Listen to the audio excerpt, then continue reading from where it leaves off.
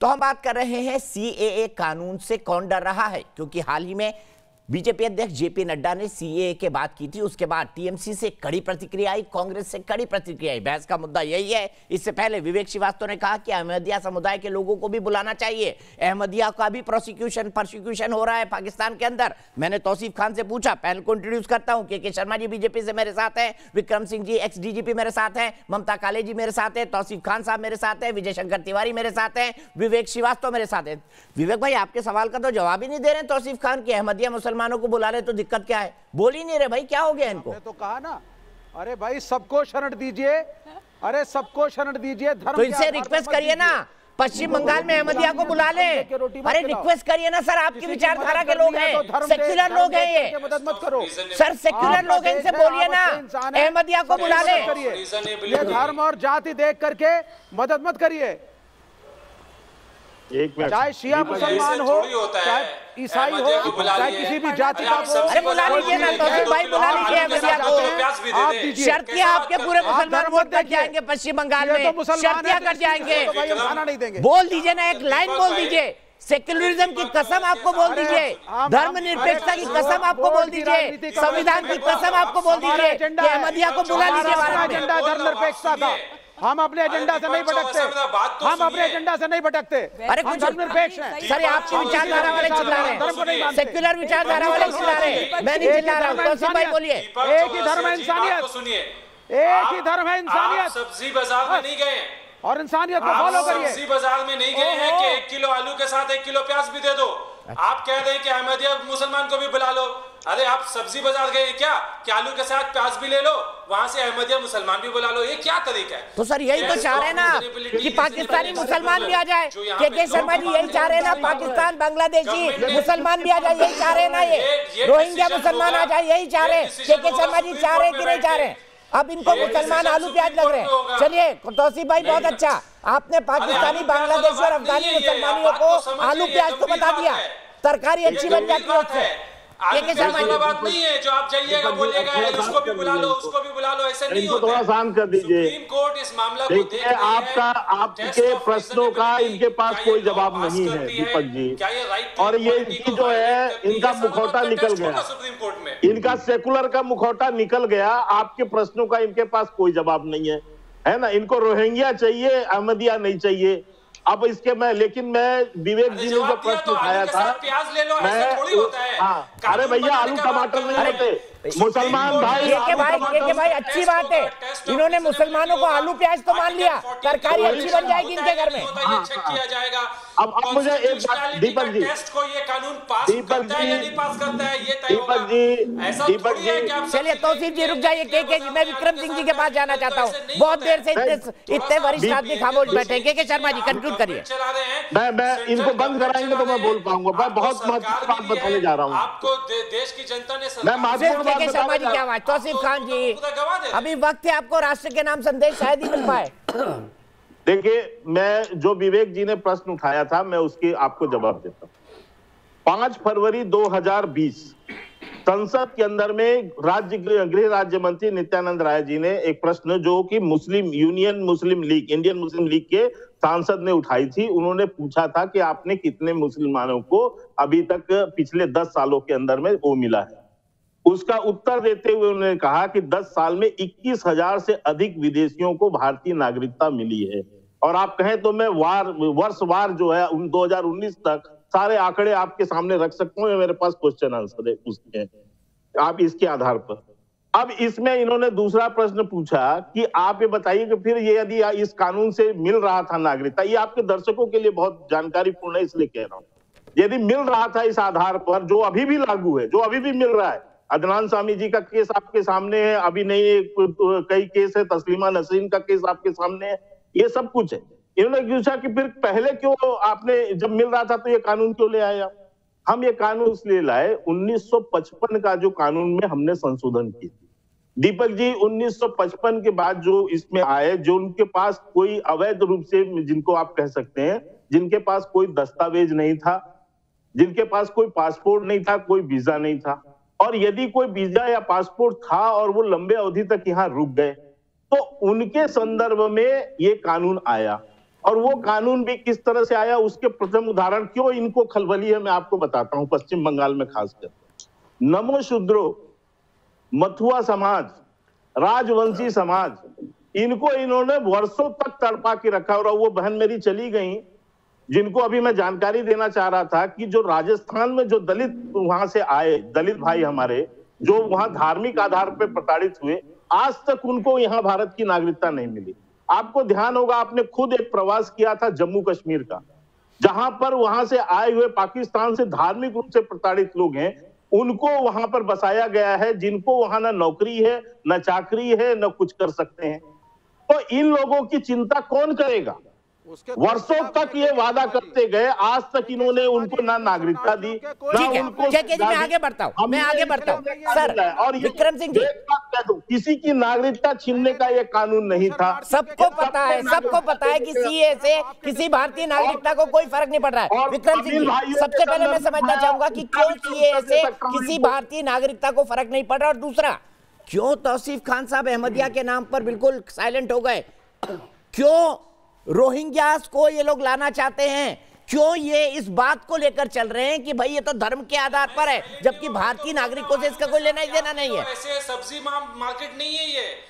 हाँ, आलू प्याज ही बना दो मुसलमान भाइयों को, यही तो आपकी सोच है, यही तो आपकी। आज आपका जो सेकुलर का जो चेहरा है बेनकाब हो गया। और चुटेले प्रखर सर, सिर्फ विक्रम सिंह जी प्लीज, तौसीफ भाई विक्रम सिंह जी का सम्मान करिए। दीपक जी, आपके प्रखर और चुटैले सवालों का उत्तर हमारे विद्वान पैनलिस्ट के पास नहीं है।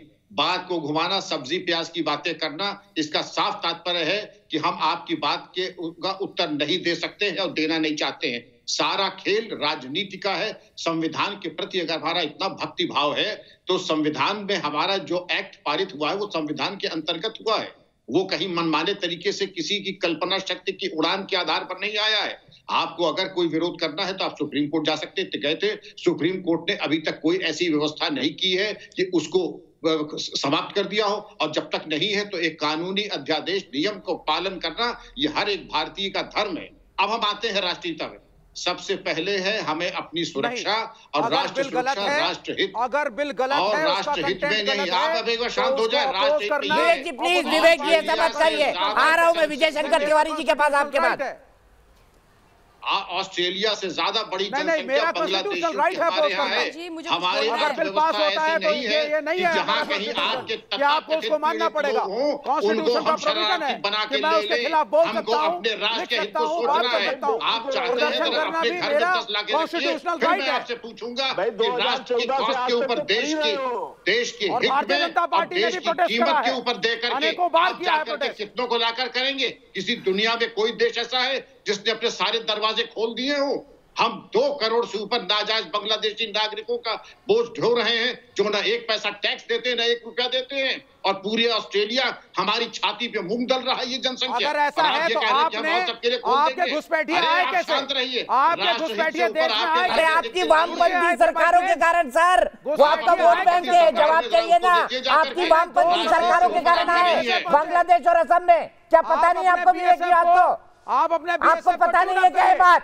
आपकी वामपंथी सरकारों के कारण आए त्रिपुरा, असम और बांग्लादेश में। क्या ये सच नहीं है विक्रम सिंह जी? बताइए, ये बीज किसने बोया? बेटर मैनेजमेंट है ये। ममता काले से जवाब लेता हूँ। ममता, क्या वामपंथी सरकारों के कारण बांग्लादेशी घुसपैठिए नहीं आए? क्या इन्होंने षड्यंत्र पूर्वक उनको नहीं घुसाया? बताइए। और 6 साल से मोदी सरकार ने उनके लिए कुछ नहीं किया। बिल्कुल घुसाया है। विवेक श्रीवास्तव जी थोड़ा शांत हो जाइए। बिल्कुल घुसाया है, और आश्चर्य की बात देखिए, इनका दोगलापन देखिए दीपक जी। जो घुसपैठिए हैं, जो बिना वीजे के हमारी सीमाओं से हमारे यहाँ घुस के हमारी अर्थव्यवस्था पर बोझ बने हैं, ये उनके साथ तब खड़े हो जाते हैं। लेकिन जो धर्म के आधार पर परसिक्यूटेड माइनॉरिटीज यहाँ बैठी हुई है, उनके साथ ये खड़े नहीं होते हैं। और इनका आवाज ही कम कीजिए। और विवेक जी, आपको कुछ आता जाता नहीं है, आपका ज्ञान नील बटा सन्नाटा है, 0 है।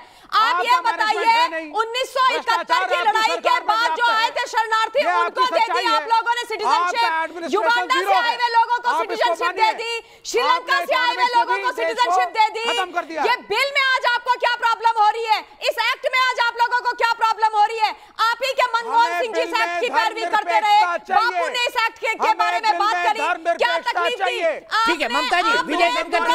पता चलता हो। तिवारी जी ये धर्मनिरपेक्षता क्यों मांग रहे हैं, इसका भी खुलासा कर दीजिए। तिवारी जी इससे बेहतर आप कोई खुलासा, आपसे बेहतर इनकी धर्मनिरपेक्षता का खुलासा कोई नहीं कर सकता। तिवारी जी विक्रम नहीं सुनिए आप ये दीपक जी बोलिए। जो धर्मनिरपेक्षता की बात करते हैं, इनको पहले धर्म पता भी है क्या है। और विवेक जी बार-बार बात करते हैं, विवेक जी को मैं बता दूं, धर्म इनके लिए अफीम है, विवेक भाई बार-बार कहते हैं। अंतिम सिख परिवार एक मिनट अफगानिस्तान से अंतिम सिख परिवार भी भारत आ गया है। अब अफगानिस्तान हिंदू और सिखों का बिल्कुल विहीन हो गया है। ये चाहते हैं कि इसी तरीके के हिंदू सिख ये पाकिस्तान और बांग्लादेश में वहीं मर खप जाएं। इनको केवल देश में और पाकिस्तान के बांग्लादेशों के वहां के मुसलमानों की चिंता है, बाकी इनको किसी की चिंता नहीं है। ये इंसानियत की बात कर रहे थे। इनके केरल के एक नेता ने स्वीकार किया कि हमने पश्चिम बंगाल में अपने विरोधियों को जमीन में गाड़ दिया है, भी आता है, केरल में सैकड़ों लोगों की हत्या कर दी है। ये इनकी इंसानियत इनको बोलिए ना, अहमदिया को रख ले बंगाल में, दीजिए विवेक श्रीवास्तव जी इनको बोलिए ना, मुंह झुका के बैठे तौसीफ खान, मुंह झुका के बैठे, इनको बोलिए अहमदिया को रख ले बंगाल में, बोलिए ना इनको, अरे बोलिए ना इनको, शरण दीजिए आप। ममता काले जी लास्ट कमेंट अगेंस्ट नहीं है, ये साफ जाता है। विवेक श्रीवास्तव आपको कोई जानकारी नहीं है, ना आपको सीएए की जानकारी है, ना आपको हिंदुस्तान का इतिहास पता है, ना कानून पता है, ना संविधान पता है, ना आपको ये पता है कि परसिक्यूटेड माइनॉरिटीज रिलीजन के हिसाब से क्या होती है। अभी मैंने आपके सामने फैक्ट्स बोले, आपको कुछ नहीं आता है, बस तब से आप चिल्लाए जा रहे हैं सबके बीच में कि सबको नागरिकता दो, सबको नागरिकता दो। आप बोल क्या रहे हो, एक शब्द आप रट के आ जाते हो, कोई आपका फैक्ट्स आपके पास नहीं होते, सच आपको पता नहीं होता, कुछ भी आप आकर के बोल देते हो चैनल पे, आपकी कोई जानकारी नहीं होती है। ये थोड़ी ना कि आप आएंगे और यहाँ पर चिल्लाते रहेंगे और गलत चीजें बताएंगे। क्या पता है आपको, क्या पता है आपको, आप मुझे बताइए।